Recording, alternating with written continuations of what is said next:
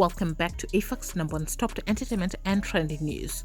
Maritime experts fear that individuals stuck in the missing submersible are at risk of freezing to death as rescue teams continue their search against the clock with less than 20 hours of oxygen left. If they are still alive at this point, they are probably going through a very hard time, possibly freezing as the depths of the water have very cold temperature. Titan, the lost submersible, is probably half out of oxygen, and at this point, less than 20 hours of oxygen, they are probably mentally and physically drained. Perhaps by now they have run out of water and food, probably in pitch darkness, as it is being assumed that they might have lost power as well. There is also very little room to move or stand upright, and that is the condition or state that they are in right now.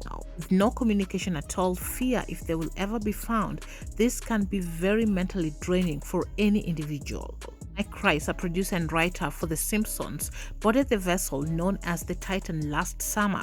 He said that passengers were required to sign a waiver that mentioned death 3 times on the first page. Now, this dangerous drop to the ocean floor trip cost about $250,000. According to Mike's experience, they were very composed but excited. He also said sandwiches and water were available on the vessel, but he recalled being told that many passengers did not eat during the journey because of excitement and that the rudimentary toilet on board had never been used. David Gallo, senior advisor for strategic initiatives RMS Titanic, has warned they risk developing hypothermia if the sub is still at the bottom, because in the deep ocean it is just about freezing cold. He told the CNN the water is very deep, 2 miles plus. It's like a visit to another planet. It's not what people think it is. It is sunless, cold environment and high pressure. The US Coast Guard said that 10,000 square miles have been searched for the missing Titanic-bound submersible as of Tuesday morning. A Canadian P-3 Aurora aircraft also arrived to help conduct sonar searches. It was confirmed that British billionaire Hamish Harding, UK-based father and son Shahzada Dawood, 48, and his son Suleiman Dawood, 90, pilot Paul Henry, and CEO and founder of OceanGate Expedition Stockton are all on board to view the famous wreck 370 miles off the coast of Newfoundland, Canada. Dawood's family relayed to the media that they are praying for their family members' safe return, stating, "We are very grateful for the concern being shown by our colleagues and friends and would like to request everyone to pray for their safety." As the clock ticks, previous concerns about the vessel have been circulating, with some horrified the mission went ahead as OceanGate faced several warnings.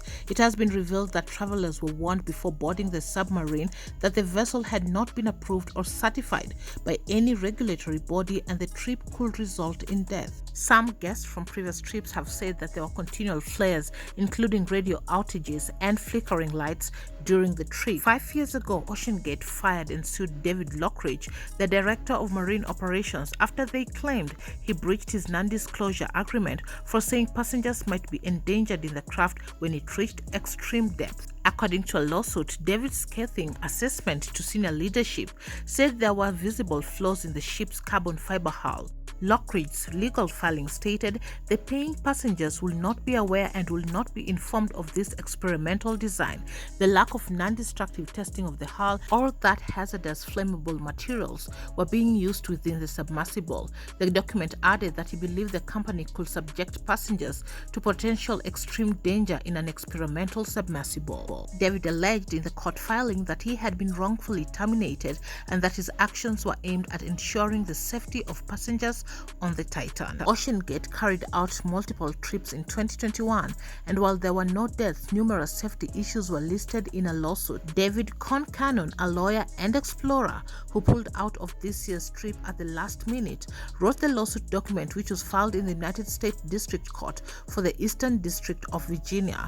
He wrote, "On the first dive to the Titanic, the submersible encountered a battery issue and had to be manually attached to its lifting platform." He also said the submersible sustained modest damage to its exterior and OceanGate had to cancel one of its missions so it could make repairs. The US Coast Guard confirms that the rescue mission remains underway. Now, earlier on, it was reported that there was some banging noise, which were regular taps after every 30 minutes. Now, it is believed that those were SOS sounds, save our souls. So that was giving people hope that they are still alive. Now, to understand how complex complex this search rescue is, if this submersible Titan is on the bottom of the seabed, that's almost like 9 Empire State buildings, very deep down.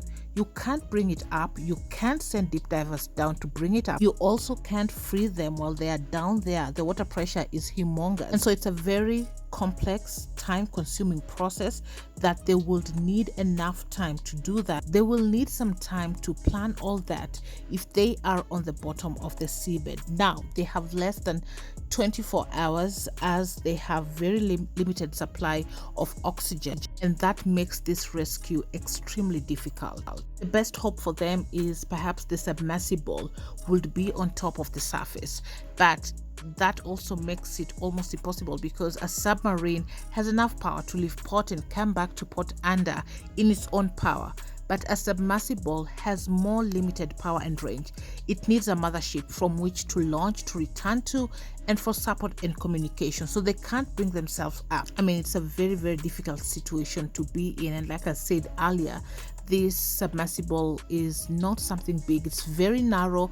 There's no sitting area. One person at a time can stretch out. There's a small window. There was word that in the next couple of hours there will be a press conference, so perhaps they will have a little bit more update on it. I will continue following this story for you guys. In case of any update, definitely I'll bring it right here. Thanks so much for watching. You're up to date. Subscribe, hit the notification bell so you'll be notified once you have any new uploads. Catch you on the next one. Bye bye.